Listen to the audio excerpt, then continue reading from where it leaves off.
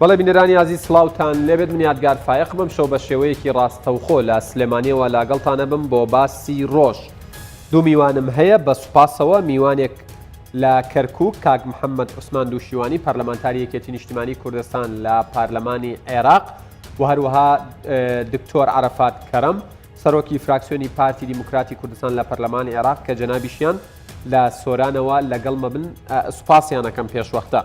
دیارە باسی ڕۆژی ئەمڕۆ ئەوە بوو کە لە بەغداد ڕوویدا خۆتان ئەوەی بینەریش ئاگادارن کە یەکێک لە وێزگەکان کە بە سەرەکی ترین وێزگەی بڵین ئەو یاخود کۆگای کۆکردنەوەی ئەو دەنگانە دانرێت کە لە 12 ئایاری ڕابردوو لە عێراق دران و بەڕێوە چوون سووتان تا ئێستا قەبارەی زیانەکان دیار نییە هەندێک ئەڵێن سەر و چل کورسی دەنگ سووتێنراوە هەندێکیش ئەڵێن جارێ دیار نییە ئەمە جگە لەوەی کە دیار نییە ئایا ئەمەی ڕووی داوە دیسانەوە شۆرتی کارەبا بووە یان سوتفە بووە یان بە ئەنقەست بووە بەڵام لێکەوتەکانی ئەم ئاگرکەوتنەوەیەوە ئەم سووتانی سندوقەکانی دەنگدان زۆر لایەنی عێراقی هێناوەتە سەرخەت بۆ نمونە سەرۆکی پەرلەمانی عێراق ینی ئاماژە بەوە داڵێت ئەم سووتاندنە پێشوەختە بەرنامەی بۆ داڕێژراوەوە ئاڵێت پێویستە هەڵبژاردن دووبارە ئەنجام بدرێتەوە و ساختەکارانیش دەستگیر بکرێن علاوی ئەڵێت پێویستە بە زووترین کات حکوومەتێکی تەصریف ئەعمالەوەی پێوتری حکوومەتی کاربەڕێکەر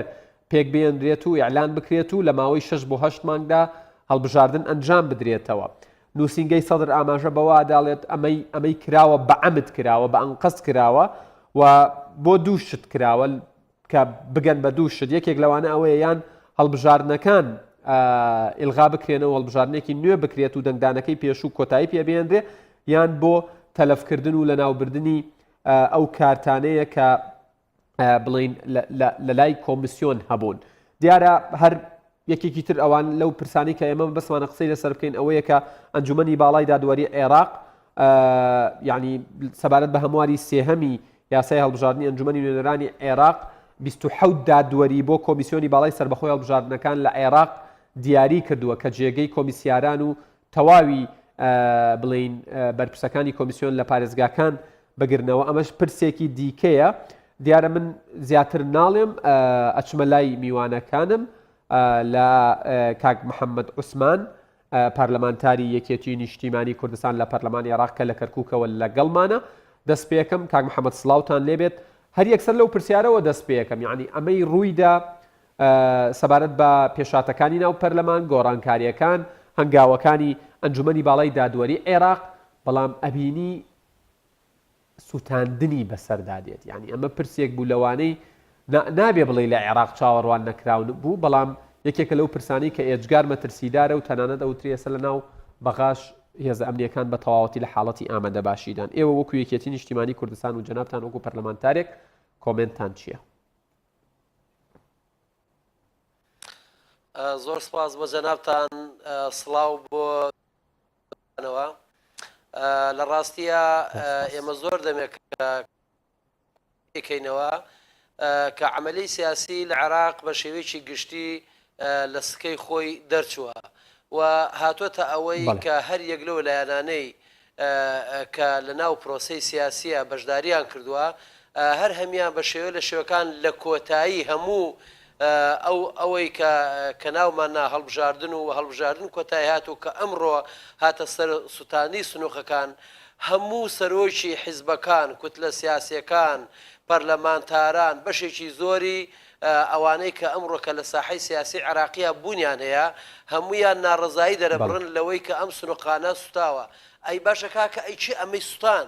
ینی خۆ ئێمە ناتوانین ئێستا پێش ڕوونکردنەوەکانی بڵین وزارەی ناوخۆ یان لایەنی پەیوەندیدار بکەوین بەڵام بە شێوەیەکی گشتی ئەوەتە نەتیجەکەی ئەمەیە بۆ یەکە ئێمە دوو ڕێگا لەبەر دەممانە لە عێراقا یان ئەوە ئەبێ زۆر سادقانە و ڕازگۆیانە پێکەوە سیاست بکەین و خزمەتی وڵات و میلەتەکەمان بکەین و پرۆسی سیاسی بین و سەرسکەی خۆی یاخود سیاستکردن بە بەشێک لەمانەی کە ئێستاکە لە عێراقا دەگوزارێ سیاستکردن بەمانە ناکرێ ئیدارەی خەڵک بەمە نادرێ وڵاتێک لێوان لێو بێ لە سەروەت و سامانی ژێرزەوی و سەرزەوی وڵاتێک لێوان لێو بێ لە ڕووی جوگرافیەوە لە ڕووی جەماوەریەوە لە ڕووی هەموو ئەوانەی کەوا تو ئێڵێ هەموو بەپێی معتەیات و پێدراوەکان ئێوە پێتان وایە ئەمەی کراوە شۆرتی کارەبا و شتێکی لە ناکاو لە پڕ بووە یان پێشوەختە ئێوەش پێتان وایە بەرنامەی بۆ داڕێژراوە و بە ئەنقەست بۆ سووتاندنەکە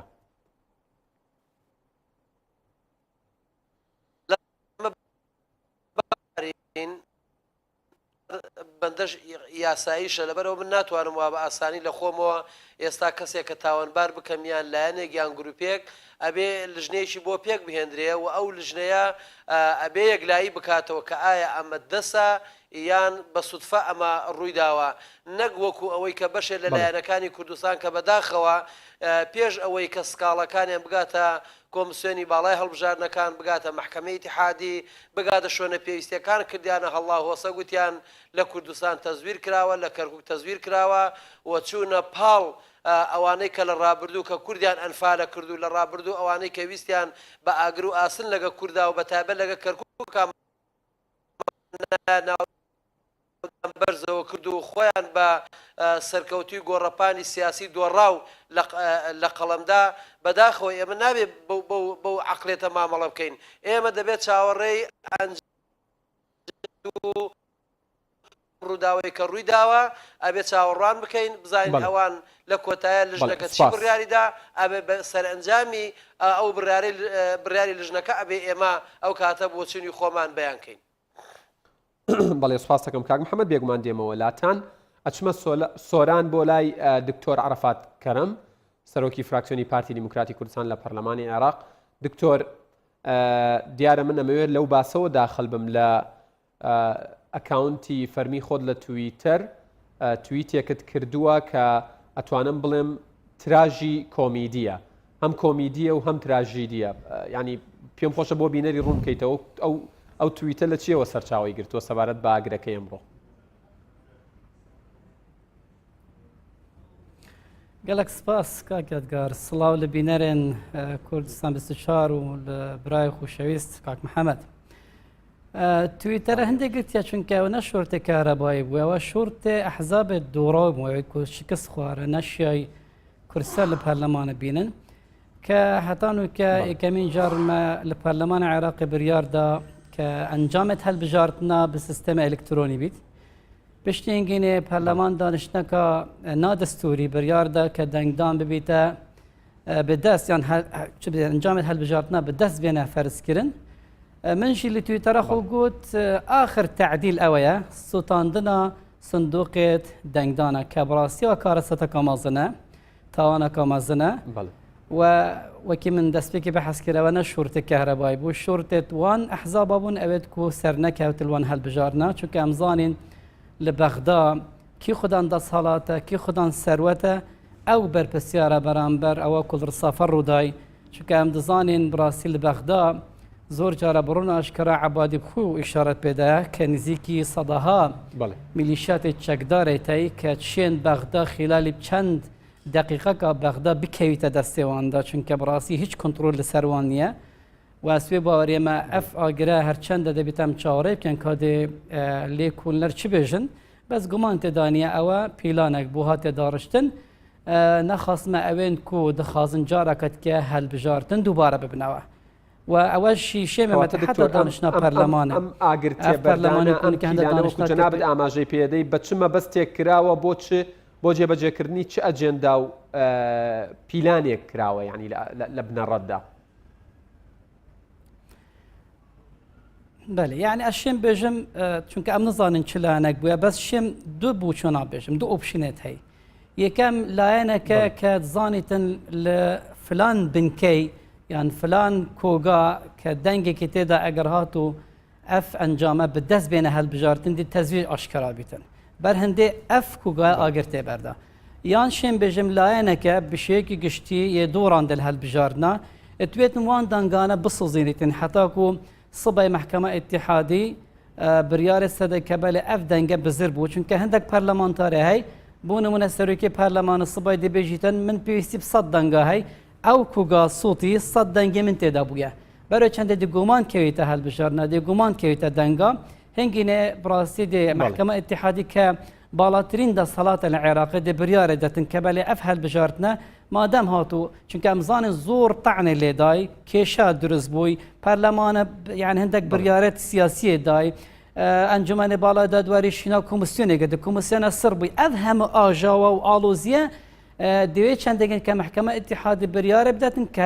ئەو هەڵبژاردنە جارێکە دووبارە بیتە دەگەل ئەنجومەنی هەڵبژاردن ئەنجومەنی پارێزگا بەس ئەوەش بڕاستی گەلەکە زەحمەتە چونکە پێویستی تەوافقەکە سیاسیە مابینە ئەحزاب سیاسی بەڵێ سوپاس دەکەم دکتۆر بێگومان دێمەوە لای جەنابتان کاک محەممەد جەنابتان پەرلەمانتارێکی یەکێتی نیشتیمانی کوردستانن یعنی وەکو دکتۆر عەرەفاتیش ئاماژەی پێدا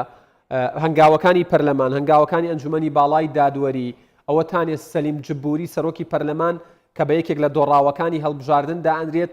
دەم و دەست هاتۆتە سەر خەت ئەڵێ پێویستە هەڵبژاردن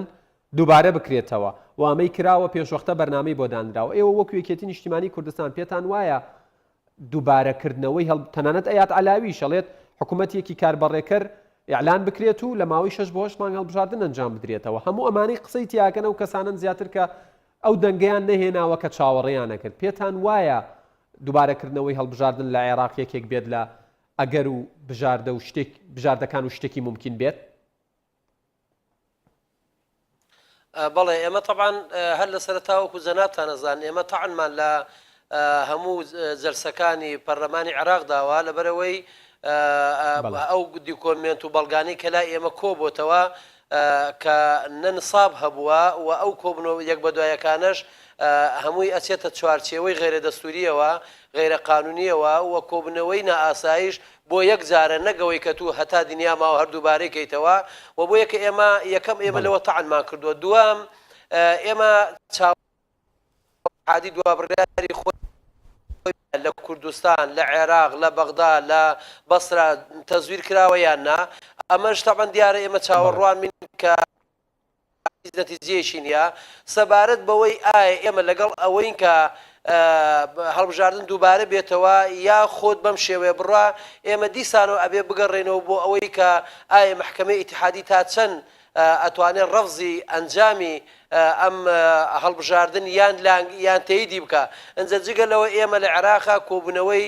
باڵای لایەنە سیاسیەکانی عێراق و سەرۆکایەتیەکانی عێراق و ئەمانە هەیە ئایا دیسان ئەمانەش چۆن دەتوانێت دوای ستاندنی دەنگەکان و ئەو کۆگایی کە بەشێکی زۆری دەنگەکانی تایە کۆبوونەوەی لایەنە سیاسیەکان ئەبێت بە شتێکی تەواو ئەستەم و مەحاڵ پێم خۆشە دیارە ئەم مۆزوعە هەر کەسە بە شێوەیە ئەیبینێ من بۆ خۆم پێم وایە لایەنە دۆڕاوەکان ئەوانەی کە لە پرۆسەی سیاسی ئەم جارە بەتایبەت لە هەڵبژاردنەکان کە دۆڕاندیان هۆسەیەکی زۆرشیان نایەوە تەنانەت لە هەندێک شوێن و شار و جێگا خەریکە کێشەی کۆمەڵایەتی کێشەی شارع دروست بکەن و ئەمانە هەموو بە ملیەکە وای کرد کە ئێستا هەم ئەنجومەنی باڵای دادوەری هەم محکەمەی ئیتیحادی بۆ ڕاست و دروستی هاتووە دەستەکان خەریکە کەشفە بێ و ئەمانە ئەوەندەی ڕسوا بن لە شارع بۆ یەکە پێم وایە ئەمەیان دروست کرد ئەوەی تا ڕادەیەکی زۆر پەردەپۆشی ئەم کارە ناڕەوای بکە کە لە ڕابردوو زیاتر ئاگادارن ئێمە ئەوەی کە تا ئێستاکە ئەیبینین ئەوەیە کە عەمەلەی سیاسی لە چوارچێوەی هێڵی ڕاستەقینەی خۆی لای داوە و ڕاکێشە خەریکە فەوزە دروستە بێ بەم پێ بڕوا ئەتوانین بڵین فەراغی دەستوریش دروستە بێ تەنانەت یعنی هاتۆتە سەر ئەوەی کە یعنی کە لە کاتێکە کە هەر بڕیارێک دەرەکە هەر یاسایەک دەرەکە ئەبێ بە ڕێچکەی خۆیان بڕوا بۆ لای سەرۆکایەتی کۆمار و دوای ئەبێ لە جەریدەی وەقایی عێراقی نەشر کرێ ئەنجا ئەتوانین بڵێن یاسایە ئەمە مل بنن بە ئارەزووی خۆیان جگە لەوە ئەم پرۆسەیە زیاتر لە 40 میلیارد دیناری ئەوێ ئەمە چێ ئەیدا بەتابەتی ئەمە جەنبەی مالی هەیە و جگە لەوە زیاتر لە 10 ملیۆن وەرەقە وەر لە ماوەی چەند ڕۆژێکی دیاریکراوە ئەمە دووبارە و دیسان عەدو فەرزی بۆ بکەوە جگە لە هەموو ئەمانەش پەرلەمانی عێراق هەمی 15 ڕۆژێکی ماوە ئیتر ئەکەوێنە فەراغی دەستوریەوە لە کاتێکا لە ماوەی ئەم 15 ڕۆژە کوتلەی گەورەش دروست نابێت کە تا حکومەت پێک بێنێ کەواتە هەموو ئەگەرەکان لە عێراق ئێستا کراوەیە احتیمالە ڕاپەڕین بکرێ احتیمالە لە بەغدا کە فول ڕێگە دەست بەسەر ئەنجومەنی وەزیران بگرن وەکو کاک محەممەدیش ئاماژەی پێدا ئەڵێت ینی بەڵێ سواس دەکەم کاک محەممەد ینی قسە لەسەرەوە هەیە کە تا کۆتایی ئەم مانگە مدەی پەرلەمان کۆتایی دێت عێراقەکەوێتە فەراغێکی یاسایی و دەستوریەوە و قسەکان لەسەر ئەوەن ینی مەبەستمە ڕای جەنابیشتان بزانم کە هەندێک لایەن ئاماژە بە دووبارە ئەنجامدانەوەی هەڵبژاردنەکەن تەنانەت هەندێک لە منیەندەی ینی چاودێری سایتە عەرەبی عێراقیەکانم کرد ئاماژە بەوا دەنەڵێن یەکێک لە هۆکارەکانی ئەم ئاگر بەردانە یان ئەم سوتاندنە ئەوەیە کە هەڵبژاردن دووبارەکردنەوەی هەڵبژاردن بێ بە ئەمری واقع و هیچ گومانێک و هیچ ڕێگەیەک نەمێنێت کە دووبارە نەکرێتەوە پێت وایە ئەمە ممکنە لە عێراق و ڕوئەدا یان عێراق بەرەو نادیار هەنگاوانێت لە ئێستاە کاک یادگەریانی چ جارە عێراق وەکی وێ جارێ پرۆسە سیاسی یعنی ئەوەندە ئاڵۆس نەبووە ئەوەندە گیرروگرفت و ئاریشە نەکەفنە تێدا چونکە گەر تەماشا بکەی وەختێکی کێمە مای 36 کوتایی دەبی پەرلەمانە هێتن هەندێک بۆچوونێتای بۆ نمونە هەندێک بۆچون بێژن کە دەبێتن پەرلەمان ژی خود درێژ بکەتە هەروەکو چاوە لبنان تەمەنی پەرلەمانە درێژ کرد کە ئەوەش بڕاستی زەحمەتە چونکە دەستور ڕێ نادەتن ئەگەر تو هەوڵ بدەیت تەمەنی پەرلەمانش درێژ بکەیەوە ئەوە شکو ینی چارەسەرێک بووە کێشێ تە پێویستە تعدیلە دستوریە ئەو دستورەش کە تعدیل کەیتە پێویستی استیفتاء هەی ئەو وەختە نەماتوی کار ئەنجام بدە ئەوە یەک دوو مەسەلا فراغ دستوری کە چێبوو یعنی مەترسیەکە مەزنە چونکە هەنگێنێ نە پەرلەمان دمینیتن نە حکومەت مینیتن یعنی عێراق دەکەیتە قوناغەکە مەترسیدار لایەکی هێشتا هەڕەشە داعش هەمای لایەکی هێشتا تە میلیشیات تە کۆنتڕۆل نەکرد لایەکی کە هێشتا اقتصاداتە نەکەوتە سەر پێخ و لایەکە دیکە یعنی ئەوەندە ئەوە تازە کێشە ئاوە هاتە سەرێک کە هیچ گومان تێدانە کێشەکە سیاسیە وەکو لوبیە وەکو فشارێک سەر عێراقی بەرهەندێ یعنی ئەو لایەنێن و نەشیان دەنگێک ئام ببنە پەرلەمانتاریان لێ پرۆسێ سەر بکەون ئەوە هەمە پاوپەیمانیەکە پێینە بنە تەحالف المستضعفین لە پەرلەمانی عێراقی هەوڵدان و جێ داخەیەژی کە بڕاستی هەندێک لایەنێن سیاسیەن کوردستانی ئەوێت و ئۆپۆزیسیۆن دەگەل وان ئەف دانشنا پەرلەمان ئەنجام دای ئەگەر شێم بوتە دەلیڤە هەبی بەحەس کەم کە دانشنا پەرلەمانە چەند مخالفات دستوری تێدا یعنی نمونە هەرە مەزن ئەگەر بەحەس بکەم چونکە پەیوەستە بە دەنگی تایبەت نەچێ بووە لە پەرلەمانی عێراقی تو وەختی دەنگدانێ یاسای بینە لەسەر پەرلەمانە تەوزیع کە هەندێک نرخ و فەقەرە زێدە بکەن و دەنگی لەسەر بدەن یعنی مەسەلە تەصویت الخاص وەختێک و ئیلغا بووی ئەوەکیش پێشنیارت ئەحزابێت کوردستانی بوون یەکیشوان ئەحزابە پێشنیار کرد کە بەر تەصویت خاص نامێنێتن يعني تو بدەست خەت زێدە بکە و دەنگی سەر بدەی ئەوە مخالفی نظامە داخلیە زۆر مخالفاتی دیکەنە ئەو هەولە هەموو بوو هەندێنە ینی حتا سەرروکی پەرلەمانە سەرۆکاتیە پەرلەمانە زانیتن ئەف دانشتنە دەستوریە زانیتن ئەو مخالفتەنە هەمە ئاژاوەکی چێکەن زیادکردنی مادە بە خەتێکی شین و بە مرەکەبێکی شین و بە قەڵەمێکی شین کە تایبەتە بە دەنگی پێشمەرگا ینی زۆر پرسی دیکە شەرچەندان یەکلایەن ئەڵێن ئێمە بە هیچ شێوەیەک بۆ ناو پەیمانی بۆ دیموکراسی و دادپەروەری ئەڵێ بە هیچ شێوەیەک ئێمە کارمان بۆ نەکردووە کە دەنگی پێشمەرگ و هێزەکانی ناوخۆ پوچەڵ بکرێتەوە و پێشنیازی واشمان نەکردووە بەڵام ئەبینی پەرلەمانتاری لایەنی دیکە هەیە بەدەستی خۆی ئەوەی زیاد کردووە کە کووردە ئەمانە هەمووی لە پێناو چیا کراون يعني تظن كاك يادقار جيدا خيا هندك لاين سياسيين كردستانية مستعدا ولات آجرتي بردن برخاطر برجان دي خويا حزبي تسك براستي يعني أوروكا برخاطر هندي يعني لاينك هاي برز بو هندي كبيتا سر وكومار مستعدة آجر بردة كردستاني أو براستي تانا كمازنة تازا تأكيد كما سروي خالي يعني ما بس لاين سياسيين كردستاني دقاليد عرب كأو هاو بيمانيا بيكيناي چونکە لایەنی کوردستانی وەختی و چویە پەرلەمان هەتاکو ڕێژەی یاسایی دروستکرد بوو هەندێک بوو هەتاکو قانونیتوان تێپەڕن یەت کوردستانیش تێپەڕن یەکیشوان ئەو بوو پۆشەلکردنا دەنگێ تایبەت و زەرەرەکە مەزن لە کوردستان دەکا بەڕاستیەوە تاوانەکە مەزنە دژی خەڵکی کوردستان یعنی پێشمەرگە کوردستان پاراستیە ئەو هەمە شەهیدە مەدای ئەوروکە ئەوان وەختی خود گوتە پێشمەرگە میلیشیات چەند جاهات تهمە بۆ پێشمەرگا چێکردن تشتێک بۆ پێشمەرگا نەکرد ئەوروکە چۆن بڕاستی تاوانەکە دیکە ئەنجام دە دژی پێشمەرگە بڕاستی بۆ چۆنە مەواژی یعنی ئەزیەتدانە عائلێت شەهیدایە ماڵباتی شەهیدانە بس هەوڵ یعنی ئەف دانیشتە پەرن دووبارە تاکید کەمە سەرۆکاتیە پەرلەمانە ئەو لایەنین کو نەشیان کورسیت باش بینن هەمە مەبەستە سەرەکیان ئەوە ئەو دانیشتە پەرلەمانی کرد یعنی کاکیاتگار نەبوویە تو وەختی و دانیشتەکە استثنائیت کێتە بوو بابەتێکیە و ناچی بێتن تو دانیشتنی پەرلەمانە مەفتوح پێلە و جارێک تە وەختی و جەلسەک دەست بکەیتە تەسویتی بکەی بۆ تەسویت دەبی جەلسەکە نوێی دەست پێ بکەی هەموو مخالفاتن بەس ئەوان دەزانن مخالفاتە بەس وانتیا وەختە ئاژاوای شێکن مشکلێت شێکن حتاکو محکمە ئیتیحادی بێتە سەرخەت وەسبە بڕیارێکی بتن هەڵبژاردن دووبارە بنەوە سپاس دەکەم دکتۆر عەرەفات بێگومان بۆ کۆتا پەیام دێمەوە لای جەنابتان کاک محەممەد گەر بە کورتی پێم بڵێن ینی هەوڵەکان بۆ پوچەڵکردنەوە و هەژمارنەکردنی دەنگی هێزەکانی ناوخۆ هێزی پێشمەرگەی کوردستان قسە لەسەرەوە هەیە لە کەرکووک زیانێکی زۆر بەریەکێتی ئەکەوێت گەر ئەم هەنگاوانە بنرێت ینی هەم ئەوەی پێشمەرگە و هەم دەنگدانی چکە تەرکیزیان لەسەر کەرکووکیشە بە شێوەیەک لە شێوەکان تەنانەت لایەنی کوردستانی شەیە تەرکیزی لەسەر کەرکووکە ئێوە وەکو یەکێتی نیشتیمانی کوردستان پێتان وایە ئەم هەوڵانە یاساین یان ئێوە وەڵامتان چییە بۆی؟ بەڵێ لە ڕاستیە ئێمە لە کەرکووک وەکو یەکێتی زەرەر ناکەین ئێمە وەکو کورد زەرەرەکەین چونکە ئەو دەنگانەی کە دراوە بۆ قایمەی کە یەکێتی کێشی تیاکردیان سەیتی نییە دەنگی پا و هەموو کورد ئێمە توانیمانە ئەو دەنگانە بەدەست بێنین و بەداخەوە کە ئێمە ئەیڵێن هەروەکو ئەمڕۆ لە هەندێ ڕۆژنامەی عەرەبیشە کە بڵاو کرایەوە کە بەشێ لەلایەنە کوردستانیەکان کە ئەوانەی خۆیان بە معارەزە لە قەڵەمەدا کە دەستیان تێکردووە لەگەڵ ئیستخباراتی چەند وڵاتێکی دراوسێ و دەستێکەڵکردن لەگەڵ جەبهەی تورکمانی و لەگەڵ تەحالفی عەرەبی بۆ ئەوەی کە بێن کورد لە کەرکووک بشکێنن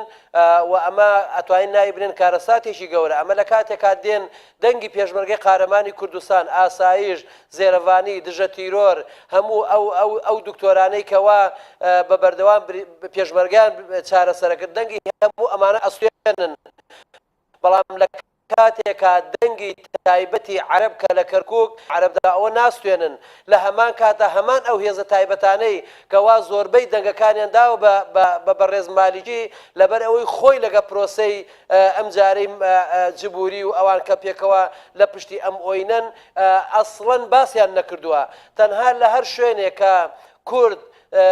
زانی بێتان لەکوێ تووشی زەرێکە بێ تووشی کێشەیەکە بێ کورد بشکێ لە پێناو ئەوەی 2 دینار زیاتر وەرگرن لە پێناو ئەوەی پلەپۆستێ لە بەغدا وەرگرن هیچ جویان لێ نییە ئەنجا ئەم وڵاتە چی بەسەر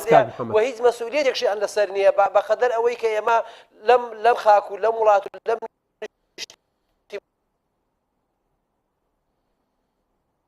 مانەیە مەسئولیەتمان لەسەر ئێمە ژیانی پێشمەرگەیە کە سوکاری گرنگ نییە چی ئەبێ و چی نابێ بۆ یەکە دەبێت بۆ ئەم خۆناغە یەکێتی و پارتی لە هەموو لایەنەکان زیاتر هەست بە مەسئولیەت بکەن و ئاگاداری ڕەوشی سیاسی کوردستان بن و هەموو ناکۆچیەکان بنێنە لاوە دەستخەینە ناو دەست لەبەر ئەوەی خەتەری گەورە لەسەرمانە چونکە پرۆسەی سیاسی لە عێراق تێک چێ پێم وایە